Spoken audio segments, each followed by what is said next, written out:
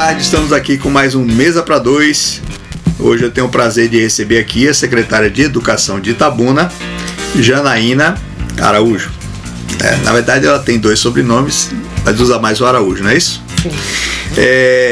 A Janaína está aqui porque, lógico, a educação é um ponto crucial nessa pandemia. Os alunos estão sem aula ou tem aula parcial. Está complicado, se fala muito da volta às aulas presenciais, ao mesmo tempo existem complicações para isso, né? Então a gente vai bater um papo aqui. Agora, antes, Janaína, deixa o pessoal te conhecer um pouco melhor. Você cresceu aonde? Bom, Marcelo, eu sou daqui de Itabuna. Quer dizer, em primeiro lugar, boa tarde a todos e agradecer pelo convite da gente poder estar aqui trocando essas ideias, conversando um pouquinho, esclarecendo algumas dúvidas, né? E aprendendo, né? Que tudo é motivo da gente aprender, tudo é aprendizado. Eu sou filha de Itabuna, minha família é daqui, todo mundo, comerciantes. Então, você brincava onde quando era criança? Eu fui aluna da escola Senhora Santana, né? Senhora Santana, depois estudei no Divina Providência, no Gama. Sou filha daqui, fiz pedagogia, passei no concurso efetiva do quadro da Prefeitura na Educação desde 2002 e sou advogada também. Então, assim, acabei conciliando aí as duas profissões e hoje estou aqui nesse cargo, né? Que eu brinco dizendo que é um cargo é passageiro, mas a profissão fica. Então, assim, estou no cargo de secretária de Educação com muita vontade de ver as coisas acontecerem, porque a gente tem muita vontade de fazer alguma coisa e ver isso ocorrendo. O fato de você ser da prefeitura e estar lá desde 2002 ajuda bastante, né? Porque você acompanhou mudanças nesse período. Itabuna tem, historicamente, péssimo desempenho nos testes nacionais, né? Sim. Principalmente português, matemática, essas coisas. Você acha que dá pra gente melhorar esse nível em pouco tempo, nos 4 anos, por exemplo, de mandato de Augusto? Bom, veja só, a gente vem passando por várias transformações na nossa sociedade como um todo, né? Eu penso que um dos grandes motivadores para que isso seja alterado é justamente a forma de trabalhar. Porque assim, a sociedade mudou, as crianças mudaram, a adolescência pensa de forma diferente da nossa época. Então, se tudo muda, como é que o jeito de ensinar vai ser o mesmo a vida toda, né? Então, assim, é um grande desafio. Os professores também têm que se adaptar a essas mudanças, né? A sociedade vai mudando e muitas vezes a gente ainda fica com aquele pensamento incutido. Não, mas na minha época o professor entrava na sala, escrevia no quarto. Na minha época, porque já era. Na minha época o colégio estadual tinha o melhor ensino de Itabuna. Então, pois não adianta falar disso. Verdade, com certeza. Então, assim, eu penso que muito perpassa pela forma de trabalhar, né?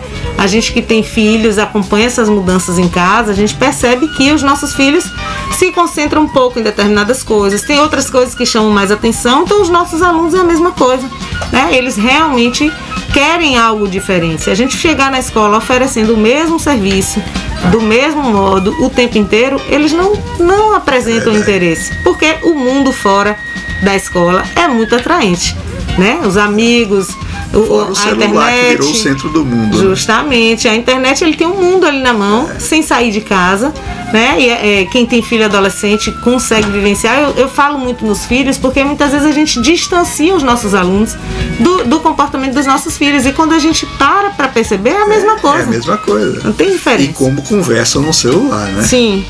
Com mensagem, teclando o tempo todo. Justamente. Uma coisa incrível. Justamente. Eu acho que deve ter tido algum burocrata que pensou assim, não, aula online pelo celular vai ser fácil porque eles estão acostumados.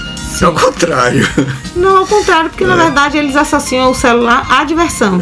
E a aula nem sempre é associada à diversão. Verdade. Então, por isso daí o grande desafio do professor também ter que se reinventar para encarar essa nova realidade. Eu vi muitos comentários do tipo, eu adorava esse professor na sala de aula, mas no celular não consigo assistir a aula dele. Sim. Eu vi muito esse tipo de comentário. Porque assim, a gente estava conversando aqui antes do programa, é tudo novidade para todo mundo. Sim. Os próprios cientistas, o que eles falam não é científico, eles estão chutando, estão falando em hipóteses, em teses, não existe nada provado de nada até agora. Sim. Então assim, é novo para cientista, para professor, para nós de rádio, TV, jornal. Então assim, o professor deve ter tido um choque no início, né? Porque Primeiro, você deixar de ter a convivência com os alunos, que é uma coisa importante para o professor. Eu sei que minha família tem muitos professores, já é uma coisa chocante. Aí você tem que dar uma aula online, que você não foi preparado para isso, né? Nunca deu uma aula online, a maioria. E descobre que a aula online não funciona direito. Né? E na realidade, assim, muitos professores acabam também não tendo essa habilidade com a informática. Então é mais um aprendizado que ele precisa ter. Né? Então, assim, às vezes ele já tem essa resistência e ele se pegou no momento em que ele não poderia resistir, porque era isso aí o proposto. Na escola pública, a gente ainda tem, de certa forma, um pouco disso sem estar em uso, porque a gente não está oferecendo essas aulas remotas por meio online, através de internet, através de... Até porque a maioria não tem, né? Justamente, até porque para a gente ofertar esse serviço, a gente precisa garantir o acesso. Tem informação que a Janaína me deu, que eu acho importante, porque a gente não ouviu falar disso, mas boa parte do currículo do ano passado foi dado, né, Janaína? Sim, na realidade o nosso ano letivo de 2020 iniciou dia 14 de setembro de 2020 e ele vai findar na última semana de maio de 2021.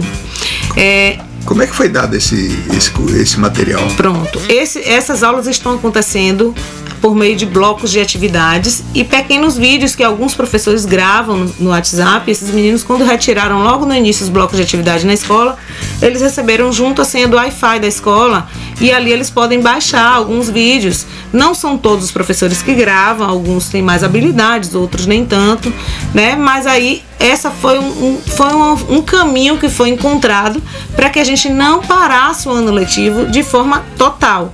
Né? Então, assim, foi paralisado entre o mês de março. O Wi-Fi da escola foi interessante. Entre o mês de março e setembro ficou paralisado esses 6 meses. De setembro em diante, o ano letivo de 2020 começou a acontecer.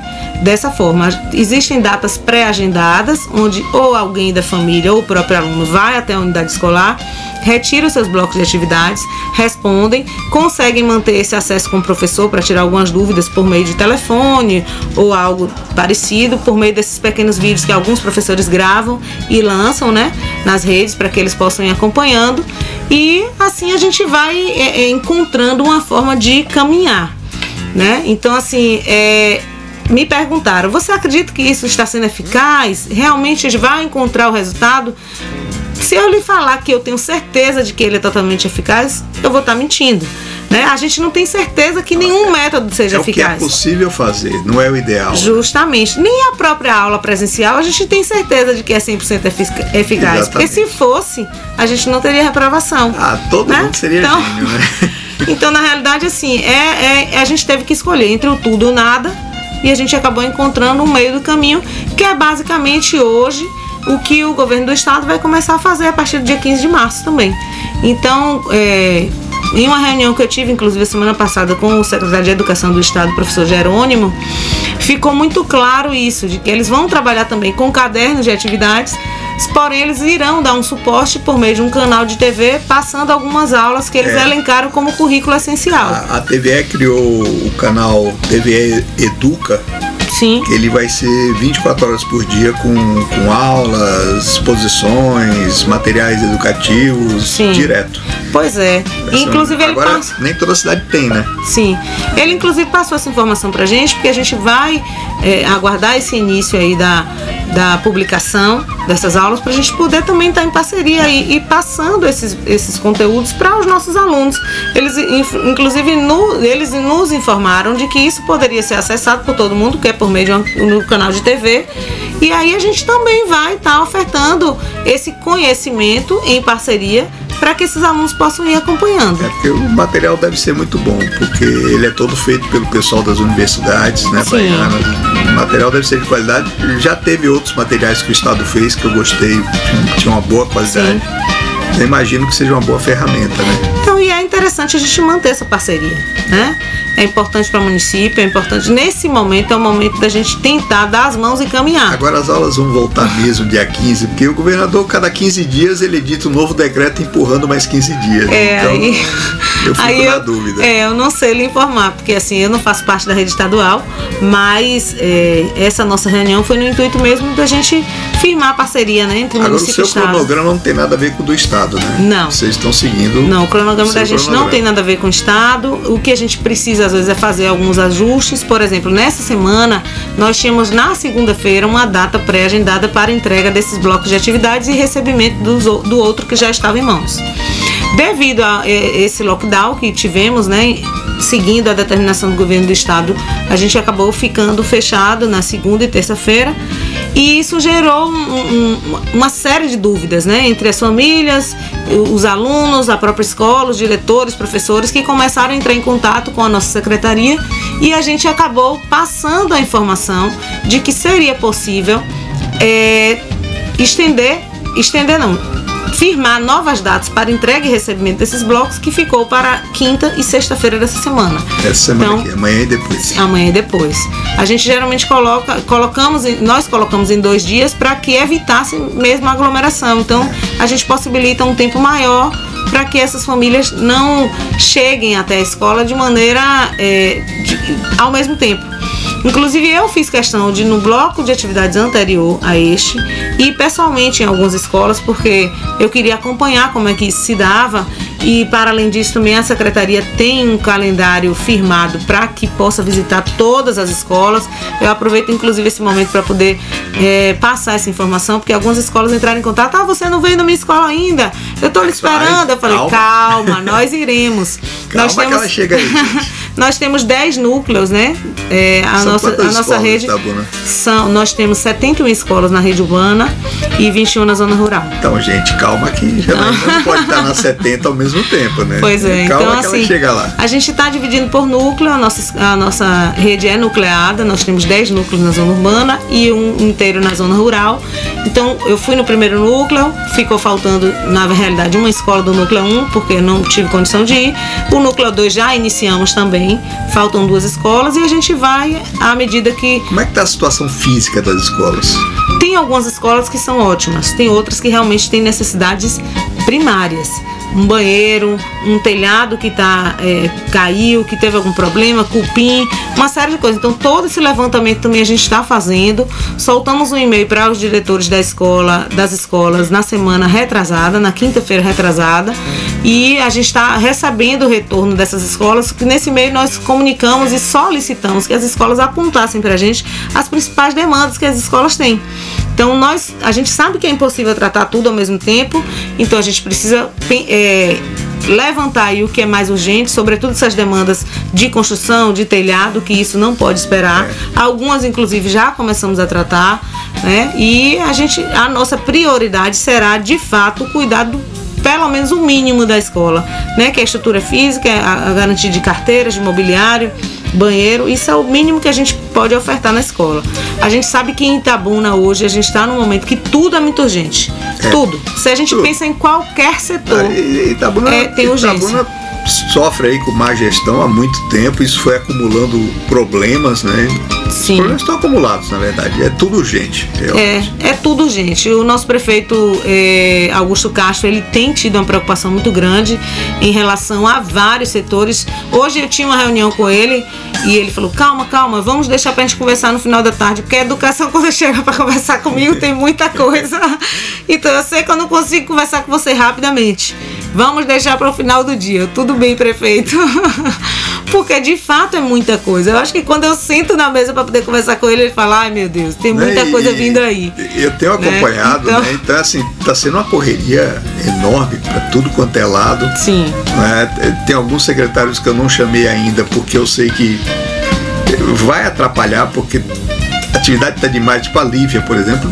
Nossa. Não tem como trazer a Lívia agora aqui para falar nada do próprio Augusto, não tem como trazer aqui agora. Eu falei com Lívia, a doutora Lívia, nessa semana, a gente teve uma reunião, eu falei, nossa, você tá com uma garra, eu tenho que lhe dar parabéns, porque de fato, eu não sei como é que ela tem dormido. E pensar que já tinha vereador querendo que ela fosse toda hora na Câmara para explicar as coisas. Lê jornal, lê o site. É difícil, a demanda dela é muito grande. Ela tá. Eu penso que nesse momento a secretaria dela é a que tem a maior demanda e a mais urgente. Depois a gente vem para a educação, porque a educação acaba sofrendo reflexo. Por falar em educação, problema de saúde. Você não acha que os professores não, as pessoas que trabalham nas escolas deveriam ser prioridade logo depois dos idosos para o pessoal da saúde, porque assim é complicado voltar com aula presencial, né? Sim. Eu vou fazer um intervalozinho, vamos ali dar uma aula, eu já volto. Vai daí, Paulinho. Morena FM.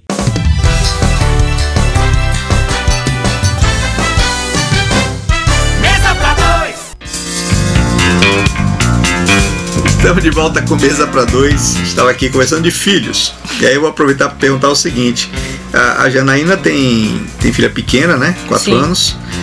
O pior dessa falta de escola, além do ensino, é a falta de convivência com os coleguinhas, né? Sim. Como é que é em casa? Essa fase da educação infantil é uma fase assim que a gente sabe que o aprendizado se dá muito pela interação com os pares, né? Com as próprias crianças. Então aí se desenvolve a autonomia, se desenvolve a convivência, aprende a partilhar todo esse conhecimento que é muito mais fácil às vezes ser transmitido pelo próprio par do que por outro, né? Por um adulto, por uma pessoa mais velha. Então assim, para a educação infantil a gente não consegue nem pensar na possibilidade de um ensino remoto. Eu confesso que eu cheguei a tentar com a minha filha o ano passado, durante uns 30 dias mais ou menos, mas foi impossível, porque ela terminava a aula super chateada, porque dizia que a professora não estava dando atenção, ela não compreendia como é que se dava aquele sistema ali, né? Tudo muito diferente da escola, ela chamava o colega não respondia. E então assim, aquilo que era para ser prazeroso se tornou um martírio, era um problema. Agora ela me pede todos os dias para ir para a escola. Diz que está com muita saudade, que quer retornar. E é triste ficar ouvindo isso, né? Não. Todo dia. É muito ruim e assim, a gente fica muito preocupada, porque a vida do adulto acaba seguindo, a gente precisa trabalhar, precisa cuidar das demandas, aí gera um terceiro sentimento que você fica ali preocupado assim em casa, a pessoa que está cuidando, que não dá aquele direcionamento específico, né? Que é educacional, de conteúdo, de aprendizado, desenvolvimento da autonomia, que na escola acaba tendo. Então é complexo para todo mundo. A gente está num momento extremamente difícil. O pessoal, quando fala em volta às aulas, parece consenso no país todo que a ideia é voltar híbrido, né? Sim. Tipo, 3 dias na escola, 3 fora. Mas como é que vão ser esses 3 dias na escola? Porque adolescente é complicado e criança é mais complicado ainda, porque distanciamento social. Sim. Desse pessoal na escola, como é que vai fazer isso? Na realidade eu até brincava falando dessa questão do distanciamento social com crianças da educação infantil, impossível. Sobretudo que a criança que chega na escola, às vezes, hoje as crianças chegam na escola com menos idade. 1 ano já está na escola, começou a andar, já está na escola. Eles estão na fase oral, que é a fase que tudo que pega leva à boca, né? O aprendizado se dá muito pelo toque na boca. Então, assim, como você vai virar para uma criança e dizer, não coloque na boca, não pegue isso, não bote a mão na boca, não bote a caneta, não bote o papel, não bote o brinquedo. E ao mesmo tempo que coloca na boca, ele passa para o colega pega e coloca na boca. Então é assim que acontece.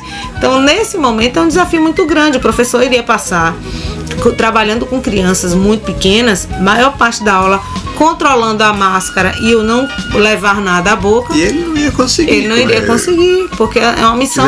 10 crianças, são 10 crianças juntas. Sim. E se agarrando e passando de um lado para o outro. Justamente. Complicado. Então, assim. Mesmo adolescente, né? Adolescente também gosta de se juntar, de ficar em grupo. Eles vivem em grupos, é verdade. A criança, ela tem a brincadeira do toque, né? Eles aprendem no toque, ele brinca de pegar, ele pega no outro, ele agarra porque conseguiu conquistar determinado prêmio na brincadeira, enfim. A todo momento o aprendizado se dá realmente tocando, pegando, sentindo, né? Porque eles aprendem dessa forma. Se a gente conseguisse vacinar os professores, acho que aí ficaria mais fácil, né, para voltar presencial. Isso é uma das coisas que a gente tem trazido, algumas demandas para a Secretaria de Saúde. Eu conversei aqui em Itabuna, a nível municipal, e também em Salvador, quando eu fui a nível estadual, conversei. Isso tem sido uma demanda pensada. A gente sabe que no momento é uma demanda que não consegue ser atendida de imediato, mas que, segundo a Secretaria, vem sendo pensada uma forma de se trazer essa possibilidade. Porque para mim, logo depois dos profissionais de saúde e dos idosos mais idosos, e 70 para cima, eu acho que deveriam ser os professores.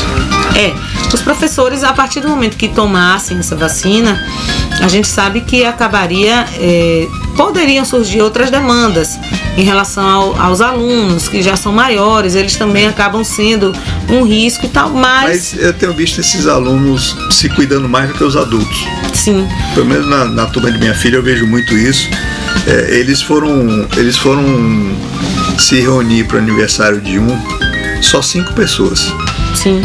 Mas fizeram teste de Covid e ficaram 15 dias em casa antes do aniversário. Então assim, e minha filha cobra tudo, né? Não, então, a minha de 4 anos... Eu acho que esse pessoal toma até mais cuidado que os adultos. Toma, porque na realidade, assim, pra nós adultos, é mais difícil a gente criar uma adaptação e uma privação, porque a gente está passando por isso agora. No caso da minha filha, por exemplo, de 4 anos, se eu chamar ela para descer o elevador do prédio onde a gente mora sem a máscara, ela não vai. Mãe, não pode, estou sem máscara. Esqueceu, mãe, a máscara, volte para pegar. Então, assim, isso é uma coisa que eu adoro em criança, a criança cobra. Sim, na hora. Beleza, cobra toda criança na é um fiscal. Hora. Na mesma hora. Então, assim, para os adultos eu acho que é muito mais difícil da gente se adaptar do que para a criança que já cresce com essa necessidade, né? Hoje a criança nessa idade de 2, 3, 4 anos que vai à rua de máscara, para ela isso já faz parte da vida, então não tem muita dificuldade. O que eu acho triste nessa situação é que o Brasil já tem um atraso educacional. Sim. Basta ver as notas de testes de todos os ciclos, né? A gente já tem esse problema. Aí, além de atrasar mais o ensino, porque no resto do mundo as aulas voltaram, muitas só foram interrompidas 2, 3 meses. Além da gente ter esse atraso, o que eu acho pior de tudo é que você tem um contingente de crianças e adolescentes que vão ter consequência psicológica dessa fase. Sim. Por muito tempo ainda. Com certeza. Até porque, assim, essa fase, aí a neurociência explica, né, que muitas ligações da cognição se dá por meio da interação. Então, essa criança que está em casa de 2, 3, 4 anos sem esse convívio, de fato ela vai ter ligações que não serão conectadas e isso não vai ser recuperado, a gente sabe disso. Só que a gente hoje está numa situação tão extrema que a gente precisa escolher. Ela vai ter essa perda no aprendizado ou ela pode correr o risco da vida dela chegar ao fim. Não, então, assim, quanto a isso não tem muita saída, não. A gente já perdeu 1 ano, pode ser que a gente perca mais um semestre. Sim. Mas não tem jeito, não tem muito o que fazer. Eu defendo muito a volta às aulas, mas só dá para voltar se você realmente tiver esse nível de segurança. Eu acho que, por exemplo, faculdade poderia voltar às aulas, porque os adultos todos têm uma consciência maior e mais facilidade, ninguém está mais em fase de farra, então dá para voltar. Agora, ensino médio, ensino fundamental, não tem como. Veja o quanto isso é difícil, porque, assim, apesar da gente dizer a faculdade daria para voltar de forma presencial, porque as pessoas têm consciência, sabem, aí a gente vai por outro lado e também percebe que essa fase é a que melhor se adaptou ao ensino remoto, justamente por ter essa maturidade. Então, assim, é muito complexo chegar a esse... Tem gente querendo que fique só online.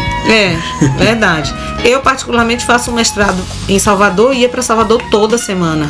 Para você toda semana. Melhor. Então, assim, por um lado, para mim foi muito mais barato, né? Porque, assim, existe um custo alto, né, para se manter essa ida e volta. Eu ia numa noite e voltava na outra. Passava 2 noites no ônibus. Você consegue se concentrar na aula online? A gente vai, na realidade, o tempo da aula acaba sendo um pouco menor, porque não tem como a gente manter exatamente o mesmo tempo, né? Então, assim, existe um momento de concentração que isso acaba acontecendo, chega um momento que a gente começa a dispersar, que até na própria sala de aula isso já acontece também, né? Porém, à distância você se sente mais livre para fazer determinadas coisas que na sala de aula você não faria. Por exemplo, mexer no celular, né? Porque tem um limite ali, o professor vai lhe olhar, vai lhe chamar a atenção.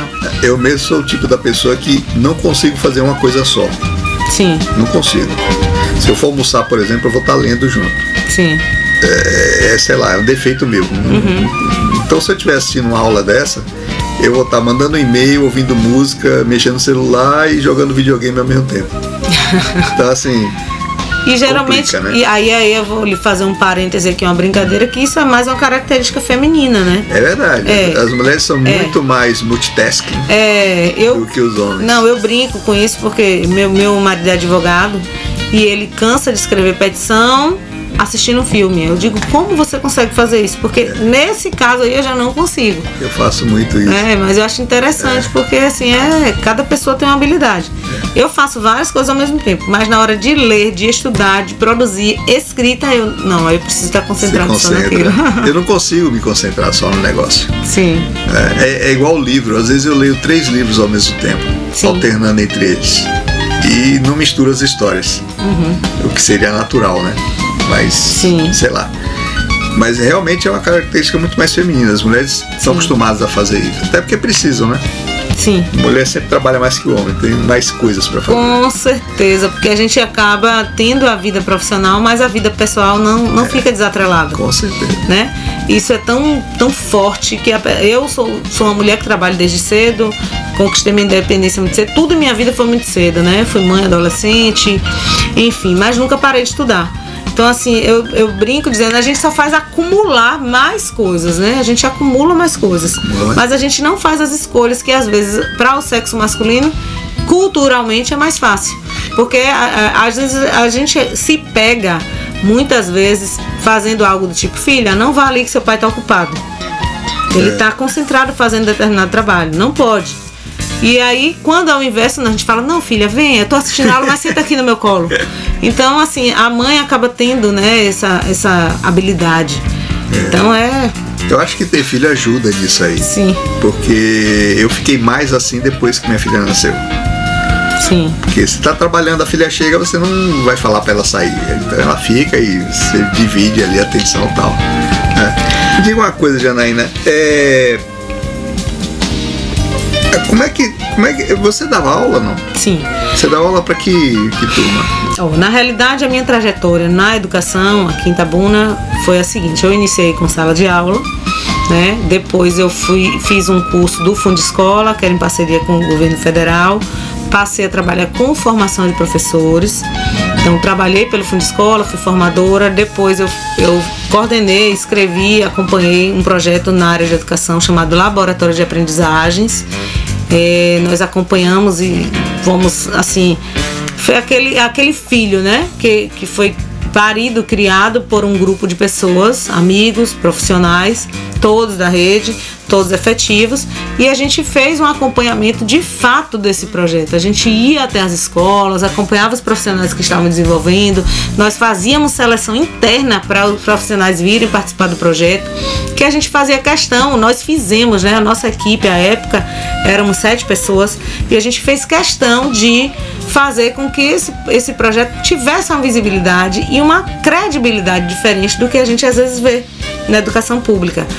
Então, assim, foi um trabalho muito interessante, de muito aprendizado. Eu acho que foi um dos maiores aprendizados que eu tive nessa rede, né? Porque a gente viu do nascimento até o desenvolvimento de tudo, né? E nós acompanhávamos isso muito de perto. Então, tanto quando eu assumi a secretaria, várias pessoas vieram me perguntar: o laboratório vai voltar? Eu achei interessante. Aí, vai voltar? Não, eu falei, gente, é muito interessante pensar nisso. Até falei com 4 desses 7 colegas que éramos à época, eu falei, e aí, o que é que vocês acham? A gente encararia? Porque hoje já está todo mundo assim, desenvolvendo outras coisas, né? Dentro da própria rede e paralelo a isso, algumas outras atividades. Aí falaram, poxa, será que a gente encararia esse desafio? Eu falei, pois é, mas se for acontecer, eu vou fazer parte. Ainda brinquei. Falei, eu vou fazer parte porque, pessoal, né? Porque de fato foi uma coisa assim, tudo de lá desse projeto foi criado, né? Foi escrito por nós 7. Então, assim, das atribuições, as funções de cada um ali dentro, a seleção que a gente fazia internamente, seleção de currículo. Então, assim, foi tudo muito... Eu acho muito legal ter esse tipo de iniciativa, porque, assim, eu sou um crítico, assim, rabugento em relação à educação de hoje em dia, principalmente dos últimos 20 anos. Os jornalistas que eu vejo formados nos últimos 20 anos não sabem escrever. Sim. São antas com a caneta na mão ou com o computador na mão. Então sou muito crítico. Agora, ao mesmo tempo, eu acredito que dá para voltar a ter a qualidade da educação pública que eu tive. Eu estudei no colégio estadual. Eu acho que dá para voltar para aquele nível, né? Agora é preciso que todo mundo cobre. Uma coisa que eu tô achando é o seguinte: muitos pais vão tirar os filhos da escola particular e colocar na pública. Isso já ocorreu, já está ocorrendo. Já está ocorrendo. Eu acho que tem uma coisa muito positiva nisso, porque eu acho que esses pais vão passar a cobrar mais o poder público. Talvez aí a gente consiga melhorar o nível de qualidade do ensino público para voltar naquela época. Sim. Né? Não, só concluindo, porque a gente começou a falar de outras coisas, assim, aí eu passei por esse projeto, né, o Laboratório de Aprendizagens, depois eu fui para a Sala de Recursos Multifuncionais, foi uma experiência também muito interessante, que eu trabalhei com a educação inclusiva há alguns anos, aí eu trabalhava diretamente com os alunos, né, na escola. Então, assim, foi um aprendizado muito grande, né? Aí eu fiz Direito, depois acabei ficando cedida durante um período de 2 anos para o Núcleo de Assistência Jurídica daqui do município. Trabalhei com muito, né? Com Direito de Família, que é a demanda maior que a gente tem. Quase e aí, toda, né? E acabei hoje estando aqui, né? Nessa função, nesse cargo de secretária. É um desafio muito grande. O fato de ser do quadro me gera conforto em alguns momentos e desconforto em outros. Mas faz parte do aprendizado, os desafios vão acontecendo mesmo. À medida que a gente vai crescendo profissionalmente, a gente vai encarando desafios maiores, né? Não tem jeito. Ô, Janaína, quando a gente fala de professores, e eu tenho professores na família também, tios, primos, a gente sempre lembra da questão de salário, né? Sim. Que, obviamente, o professor devia ganhar muito mais. Para mim, devia bem inverter pro jogador de futebol com o professor. Sim. Porque é quem forma todo mundo. Agora, esquecendo o salário, Sim. Quais são as maiores necessidades aqui em Itabuna para que o professor possa desenvolver uma aula legal e pesquisar, fazer outras coisas? Veja só, com relação a salário, a gente tem hoje um valor. Eu não digo isso hoje porque estou secretária. Eu já dizia isso na escola, né? Assim, se a gente for comparar o salário do professor hoje do município com 40 horas para algumas funções em algumas empresas, a gente não ganha tão mal assim, né? O professor ganha hoje em média de 3, 4, 5, 6, 7 mil reais. Então, a depender do tempo que ele tenha dentro, não é ruim, né? Não é um salário que a gente possa dizer é péssimo, né? Mas eu acho. Se resume a salário. Justamente, isso que eu ia falar agora. Agora a grande questão do professor, que eu acho que é isso que a gente acaba muitas vezes focando no salário, quando na realidade não seria apenas o salário, né? O professor hoje ele se sente desvalorizado, né? Ele às vezes gostaria de ter a possibilidade de estar fazendo outras coisas, mas aí a demanda dele familiar com relação a dinheiro não permite. Ele muitas vezes não consegue fazer uma viagem, ele não consegue fazer um acompanhamento psicológico, ele não consegue muitas vezes fazer um curso que ele gostaria, e isso acaba... O professor tem tempo para criar aula, não? Olha, nós temos hoje uma demanda na escola da seguinte maneira: o professor, ele, de 5 dias de aula que ele teria, a gente fala de um professor de 20 horas, que é um turno só. De uma demanda que ele teria de 5 dias de aula na escola, ele só tem 4. Um dia é para o planejamento. Entendeu? Então, assim, em tese existe. Existe o tempo. Não tinha, né? Existe o tempo. Ele usava o tempo livre dele. Mas já tem muitos anos que isso acontece. Só que, assim, hoje a gente tem o que é chamado de reserva técnica, né? Então, o professor hoje ele tem esse tempo específico, que é a atividade complementar, e justamente por isso que ele recebe um percentual de 20% no salário dele, para que possa utilizar para isso. A gente sabe que esse valor não é suficiente para comprar livros, para fazer formação, e muitas vezes, pela demanda familiar, acaba utilizando desse valor para suprir uma demanda em casa, e acaba ficando ainda, né, em aberto essa demanda específica dele. Então, o município ele vem buscando alguns meios que, volto a dizer, não é o suficiente, a gente sabe, mas a gente hoje não, há algum tempo vem buscando alguns meios para sanar do tipo formação de professores. A gente tem uma equipe de formação no município que trabalha com esses professores, né? Toda a nossa proposta, em alguns momentos, não todos, mas a gente consegue trazer alguns profissionais na jornada pedagógica. Tem a formação tecnológica, que a gente tem um núcleo de tecnologia aqui no município que também oferta esse tipo de serviço. A demanda é enorme. A quantidade de profissionais que a gente tem na educação é muito grande. Entre professores e servidores, eu tenho em média de 2.000 profissionais. Imagine, bastante. Então assim, é muita gente. Eu vou continuar nesse assunto aqui, vou só fazer uma pausa, a gente vai pro recreio. Sim. A gente volta já, tá? Tá, joia. Vai daí, Paulinho.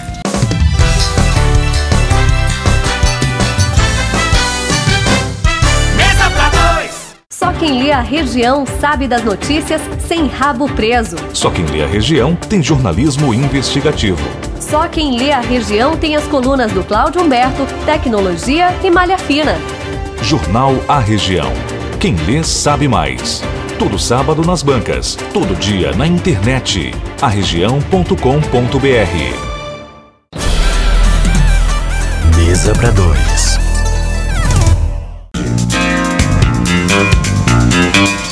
Estamos de volta com Mesa para Dois. Estou aqui num papo muito bacana com Janaína, secretária de Educação de Itabuna. Eu, como sempre, esqueço de falar que eu sou Marcel Leal, então estou falando agora, tá? Se você não adivinhou até agora, sou eu. E a gente está falando aqui de educação da pandemia que atrapalha tudo. Como é que estão as matrículas para o novo ano letivo? Porque o do ano passado termina Termina em maio. Em maio. Sim. E aí o novo começa em maio também? Nós temos duas possibilidades, né? Que a gente está com planejamento de duas formas. Sobretudo após a conversa que eu tive em Salvador, então a gente está pensando em duas possibilidades. Provavelmente até semana que vem a gente vai ter uma conversa com alguns segmentos para a gente ver se consegue alinhar isso, né? E a partir daí decidir o que de fato a gente vai encaminhar ao Conselho Municipal de Educação. A possibilidade de a gente concluir um ano letivo em maio. O professor tem 45 dias de férias constitucionalmente garantidos, mas desde o ano passado foi acordado que foi se concedido 30 dias de férias e os outros 15 em dezembro.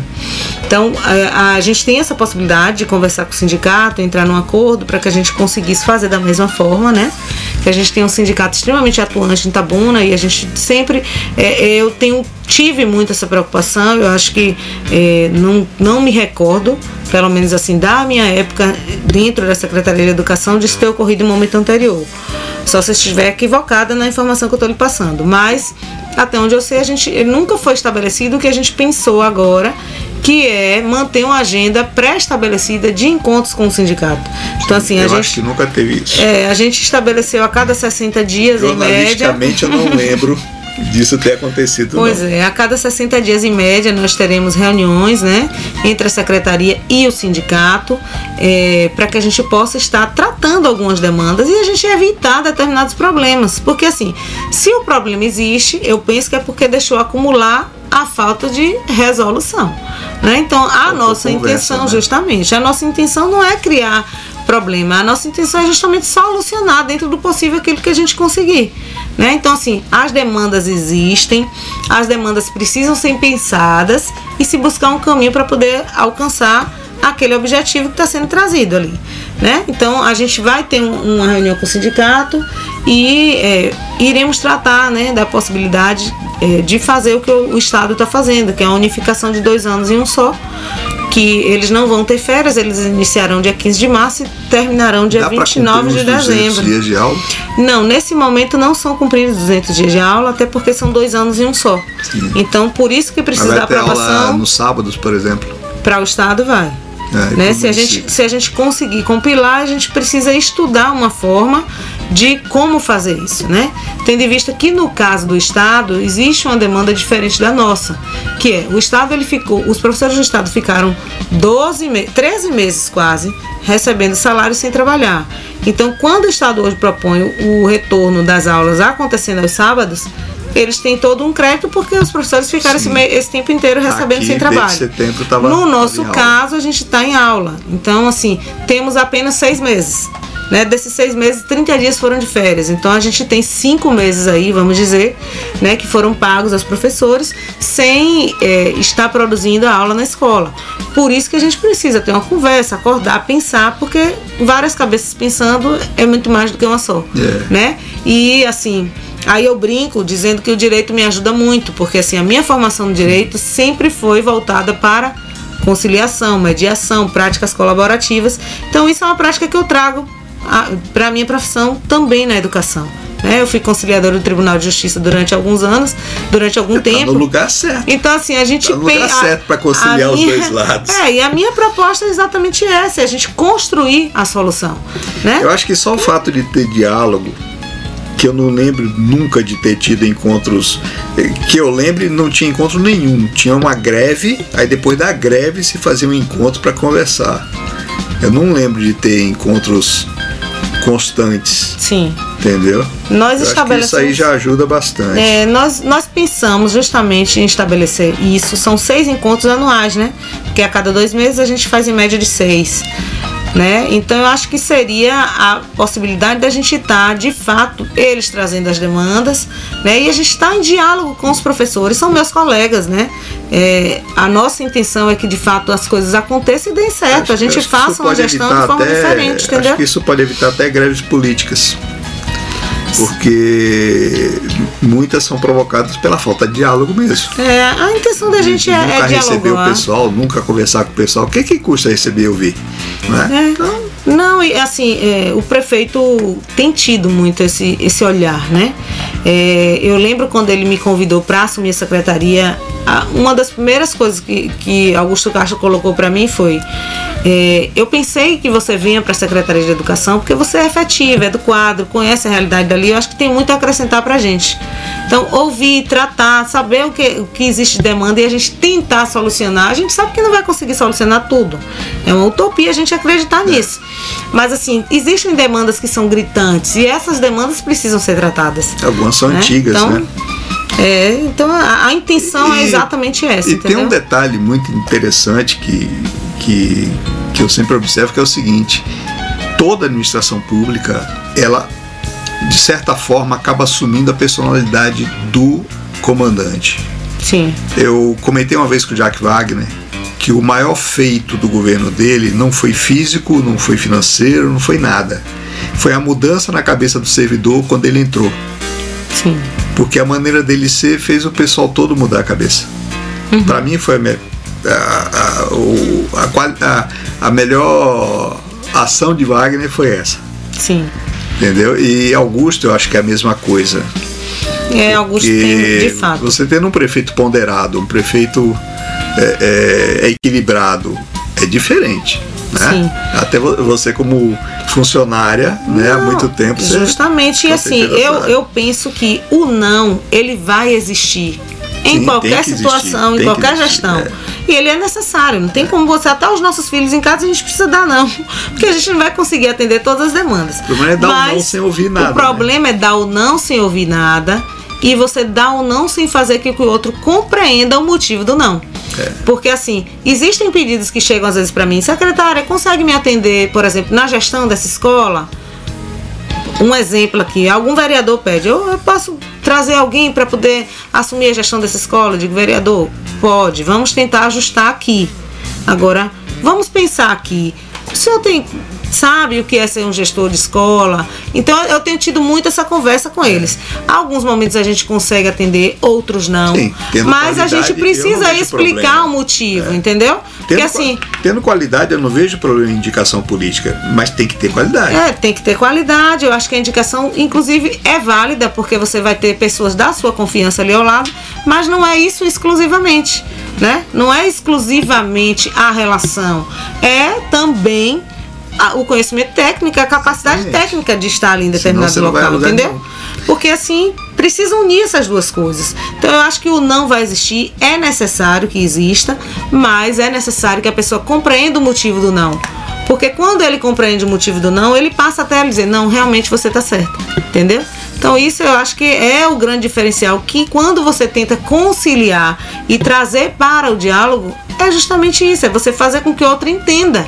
Não é o não pelo não, é o não com a base de argumentos. Por falar em diálogo,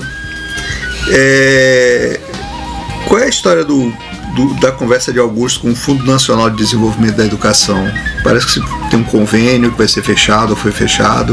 Na realidade, assim, o FNDE sempre fez essa parceria, né? Com os municípios, estados, enfim.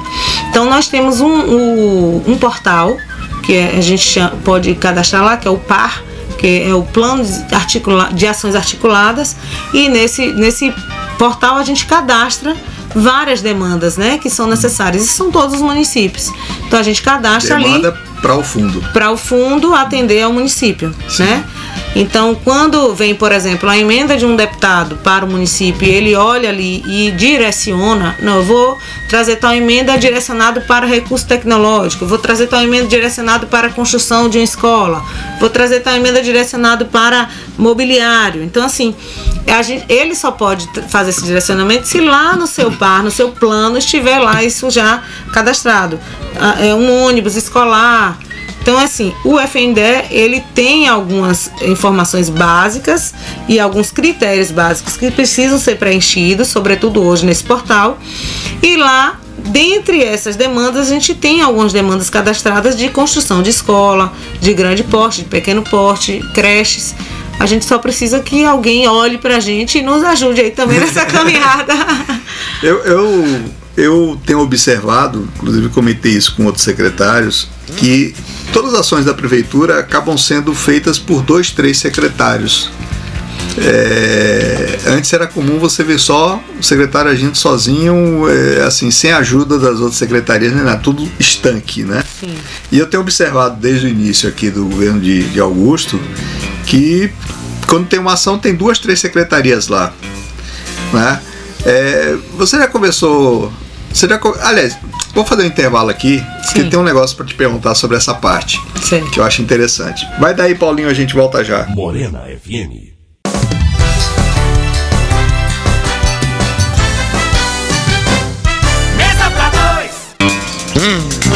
Estamos de volta com Mesa para Dois. A gente estava conversando aqui sobre coisa que não tem nada a ver com educação, tá bom? Então não vou nem falar para vocês.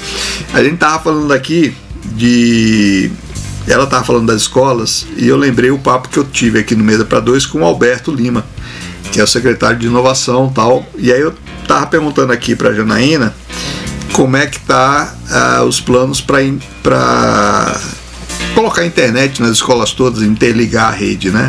E aí, Janaína? Bem, isso inclusive é uma das propostas, né? Fazem parte do plano de governo do prefeito, né, de Augusto. A gente tem na escola a nossa internet básica, né? Sim. Da escola, que não consegue atender. Que é mais para a administração da escola. Mais para a administração. Existe uma proposta da gente instalar mesmo antenas em determinados locais estratégicos para que isso possa ser ampliado, né? O acesso. Para os alunos. Inclusive para os alunos e toda a população, né? Porque sim, a depender de onde a depender de onde seja instalado, acaba atendendo uma demanda muito grande. Então isso é uma das propostas, está no plano de governo do prefeito eleito, e assim, a gente vai buscar esse caminho aí, sim. Isso não está esquecido, não. Você conversou com o Alberto sobre isso, não? Porque eu estou falando isso, gente, sim, porque eu estava observando para a Janaína, eu tenho visto desde o início da gestão que ao invés do trabalho estanque como era antigamente, toda vez que uma prefeitura que uma secretaria faz alguma coisa, ela tem apoio de 2, 3 outras secretarias. Por isso sim, que eu estou perguntando se a Janaína já conversou com o Alberto, que é o secretário de inovação. Sim, Alberto já é um parceiro, né? Nós trabalhamos inclusive juntos na caminhada. Foi quando eu conheci o Dr. Alberto na caminhada da campanha, e aí de lá para cá a gente tem firmado realmente uma parceria legal. Isso que você pontua de que as secretarias caminham juntas, eu acho isso extremamente importante. Eu achei de fato, assim, o meu discurso é muito esse, né? Eu digo, gente, não pode cada um trabalhar na sua caixinha, não. Aqui é uma equipe, o benefício não é de uma secretaria, o benefício é do governo como um todo. Então, a postura do gestor, como você vinha falado em momento anterior, influencia muito. Porque o prefeito Augusto Castro, ele tem essa postura de fato de unir. Olha, tem um problema aqui, chama tal secretário, chama tal secretário, chama tal secretário. É assim. Então, assim, tem o problema da saúde, reúne todas as secretárias, vamos conversar todo mundo. Então, assim, isso às vezes a pessoa olha e fala, nossa, o que é que tem a ver determinada secretaria aqui nesse momento? É saúde. Sim, mas é governo. É governo, né? E às vezes tem algum detalhe que vai precisar daquela secretaria. Justamente. Então, assim, a gente precisa, por exemplo, tivemos um problema logo no primeiro mês de governo, caíram umas chuvas muito fortes. Sim. Então, assim, nossa, tá chovendo, ainda tá no começo do governo, cadê a Defesa Civil? Tá se organizando? Aí, não, vamos acionar as escolas, porque caso essas famílias precisem, né, se alocarem ali durante aquele determinado momento, se cair as casas, se desabar determinado local. Então, assim, a gente já acionou naquele momento 4, 5 escolas estratégicas para, se precisasse, o diretor ir lá, abrir a escola, trazer essas famílias para poder ficarem ali pelo menos durante 2, 3 noites, se fosse necessário. Então, assim, não tem como a gente distanciar. O objetivo é fazer com que as coisas deem certo, né? Fazer com que a gestão tenha uma caminhada e uma marca importante, né, na história da nossa cidade, até porque a grande maioria é de Itabuna, né? Então, assim, a gente quer que a nossa cidade dê certo, a gente quer ver os frutos disso que a gente está plantando, né? Então, assim, não tem como você distanciar. Ah, não, é Defesa Civil, não. Eu sou educação, não tenho nada a ver com isso. Não tenho como pensar assim, né? A intenção é justamente fazer com que as coisas caminhem e deem certo. Até porque algum aluno seu pode estar embaixo lá do desmoronamento. Com então, certeza. E tá certamente, ligado, né? Certamente, né? A gente vai ter essa clientela. Né? Então a gente não pode se distanciar disso. É tipo, volta às aulas. Você precisa conversar com a Lívia, você precisa conversar com o Alberto, você precisa conversar com a infraestrutura. Claro. Né? Com certeza. E assim, por exemplo, a Secretaria de Infraestrutura e Urbanismo, a gente, hoje mesmo eu recebi fotos de algumas escolas que passaram pelo processo de roçagem, tiraram todo o mato da escola. Algumas escolas cobram. Eu falei, gente, calma, a demanda é muito grande, vai chegar aí, vai chegar um momento, gente, e tal. Mas assim, essa parceria é muito importante. Falei com o Souza, que é o superintendente, falei, obrigado pela parceria, porque as escolas realmente precisam, né, desse apoio, precisam. A gente sozinho, cada um no seu mundo, a gente não consegue dar conta. A demanda é muito grande e a gente precisa, de fato, a Secretaria de Infraestrutura vai ali fazer a roçagem de uma praça. Não custa nada, a escola ao lado já planeja para poder fazer isso também, né? As pessoas já estão ali, o maquinário já está ali. Então, enfim, é desse modo mesmo. Eu chamo isso de esquema de supermercado de marido. Sim. Porque a mulher vai no supermercado com uma lista, aí ela vai seguindo a lista, vai em cada lugar da lista para pegar aquele produto. O marido, ele vai em todos os corredores e o que tiver na lista ele vai pegando enquanto ele vai percorrendo todos os corredores. Sim. A gente escaneia o supermercado. Então, esse tipo de coisa. Se tem um negócio perto, se tem uma escola perto, não custa nada aproveitar que tem uma equipe trabalhando ali, leva até ali do lado e já... O combustível é um só, né? Você já diminui. Você já está com o pessoal ali no local, claro, né? Com certeza. Então, assim, e eu acho um outro ponto muito importante, é que assim, a parceria tem sido por meio de todos, de fato, né? A gente tem tido uma relação muito, muito boa, muito amigável, todo mundo nesse espírito mesmo de cooperação, mesmo que discorde, porque vai ser impossível todo mundo concordar com a mesma coisa, mas assim, se você discorda, mas que a maioria está concordando, você vai ter que fazer, né? Vamos seguir ali, a democracia se dá inclusive dessa forma, né? Onde a maioria, como a maioria pensa, a gente acaba indo, testou, não deu certo, volta, não faz mais assim, vamos tentar de outro modo, e aí a gente vai caminhando, entendeu? Mas assim, eu penso que o caminho que está sendo percorrido tem muito a ver com a postura de fato do nosso gestor, né? O prefeito tem esse pensamento. Sempre influencia. Sim. A maneira como o pessoal age embaixo. Sim. Né? Aquilo que eu falei do Estado. Eu tive no Estado na época de César Borges, se não me engano. Você, para falar com o secretário, você tinha que levar um deputado. Você só ia lá se um deputado te levasse. Não adiantava chegar lá, você podia ser Jesus Cristo, você não ia ser recebido. Aí tive lá na época já com Wagner, fui recebido por 2 secretários sem marcar horário, sem nada. Simplesmente apareci lá e os caras, não, dá para aguardar um pouco e pronto. Sim. Então assim, teve uma mudança de cima a baixo, do porteiro do centro administrativo da Bahia até os secretários. Não, Então acho que que é importante a maneira do gestor, a maneira de ser do gestor, né? Sim, isso influencia diretamente. Eu acho. Influencia diretamente, porque o gestor faz com que isso aconteça com os secretários e é um efeito dominó. Os secretários acabam também agindo da mesma forma, né? Com as pessoas que estão ali dentro da sua secretaria e com a demanda que vai aparecendo de fora, né? Então eu penso que é desse modo. Você estava falando da valorização dos professores, né? E, por exemplo, eu acho que muito servidor da Prefeitura de Itabuna deixou de render o que pode simplesmente por não ter estímulo pelos que estavam em cima. Sim. Entendeu? Hoje, talvez o cara que tenha um estímulo novo para trabalhar na prefeitura. Justamente por eu ter passado por várias gestões ali, eu sempre tive a postura de cumprir o meu trabalho, né? Eu acho que pela primeira vez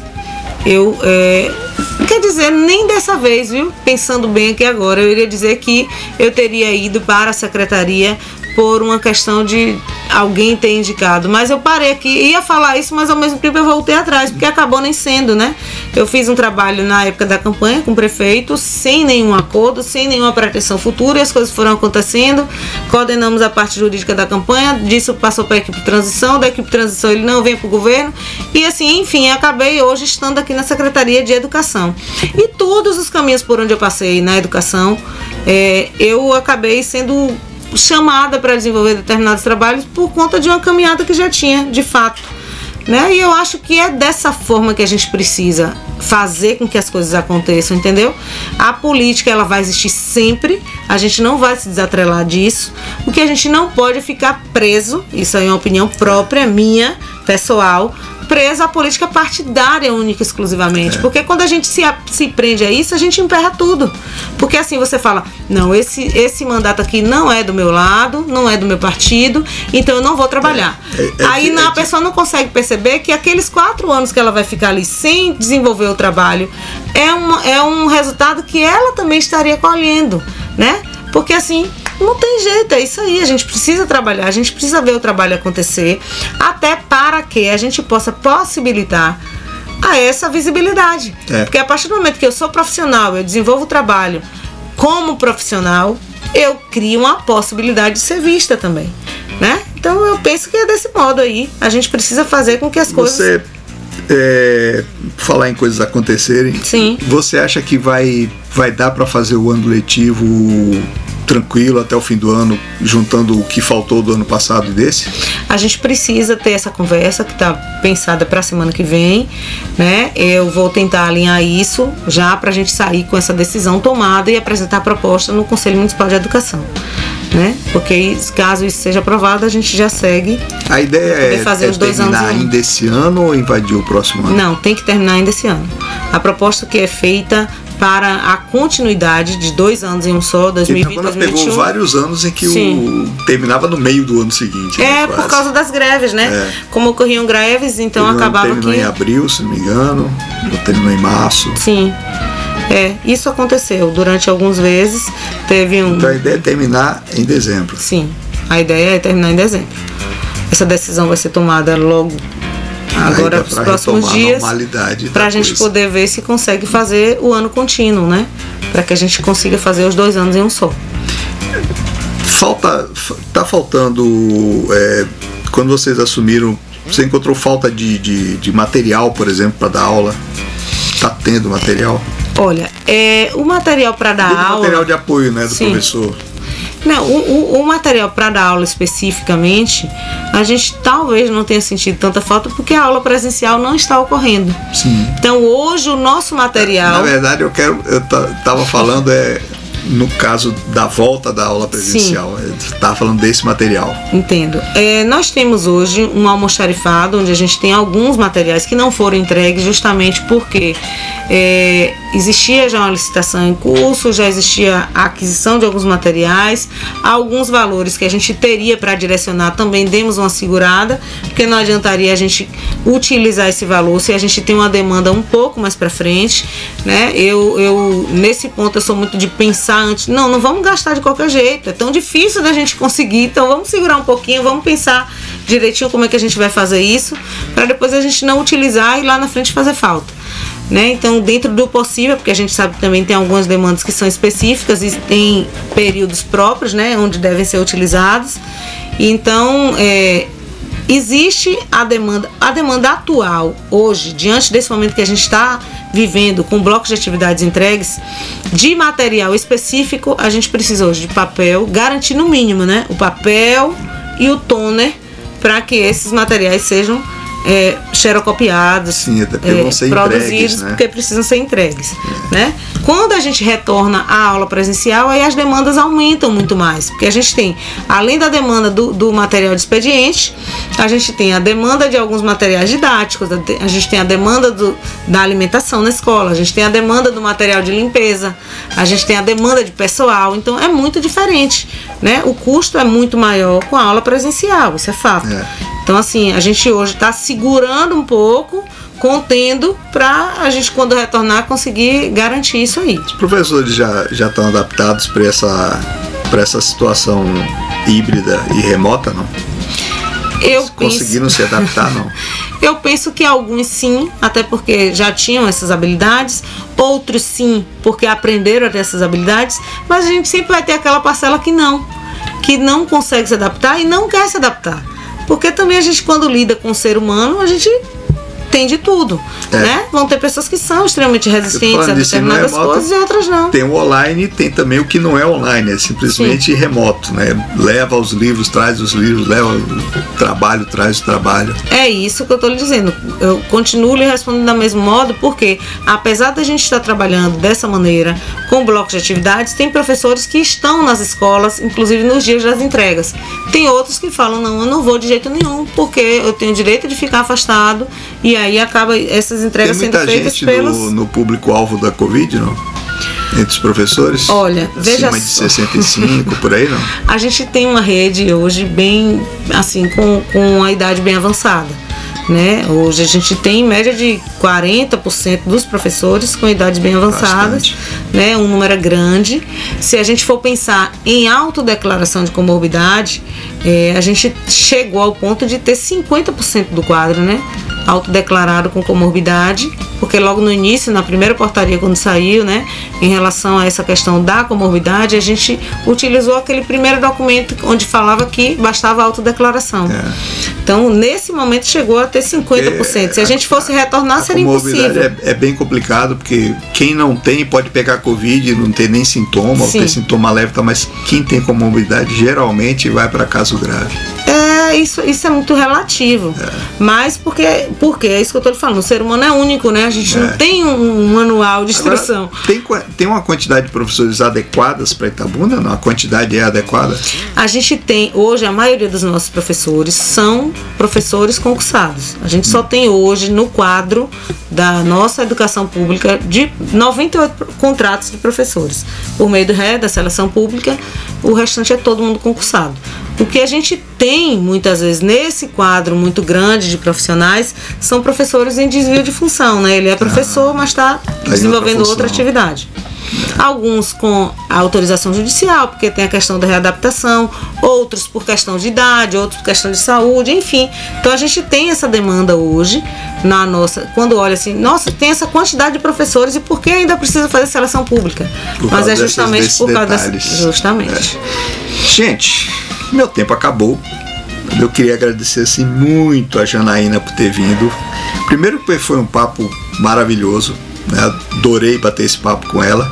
E segundo, porque eu sei que ela está super atarefada. Eu sei, todo mundo da prefeitura tá maluco de trabalho, né? Então eu queria agradecer bastante, viu, Janaína, você ter vindo. Não, eu que agradeço, né? Agradeço em nome da gestão do prefeito Augusto Castro, agradeço em nome da nossa Secretaria de Educação, né? Pra gente é um prazer poder estar aqui conversando, esclarecendo algumas coisas e mantendo esse diálogo que pra mim é primordial. Eu acho que a gestão tem que ser feita com diálogo e ação, né? E o diálogo é oportunizado aqui nesse momento. E sempre que possível a gente se faz presente, sim. Eu vou te chamar de novo quando as aulas estiverem andando por aí. Eu vou te chamar de novo para a gente conversar aqui. E pessoal, você que está ouvindo online, está ouvindo em outros lugares, esse papo aqui de hoje, ele vira podcast à noite, tá? À noite eu edito, coloco um podcast. Você pode ir no site morenofm.com. vai ali no menu podcasts, esse podcast já vai estar por lá hoje à noite, tá bom? Então, para vocês todos, meu abraço, obrigado por ouvir, e quarta-feira que vem a gente vê se arrasta mais alguém para bater papo aqui. Vai daí, Paulinho.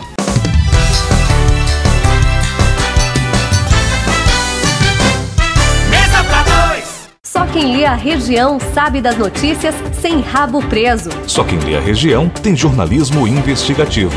Só quem lê a região tem as colunas do Cláudio Humberto, Tecnologia e Malha Fina. Jornal A Região. Quem lê sabe mais. Todo sábado nas bancas, todo dia na internet. aregião.com.br. Morena FM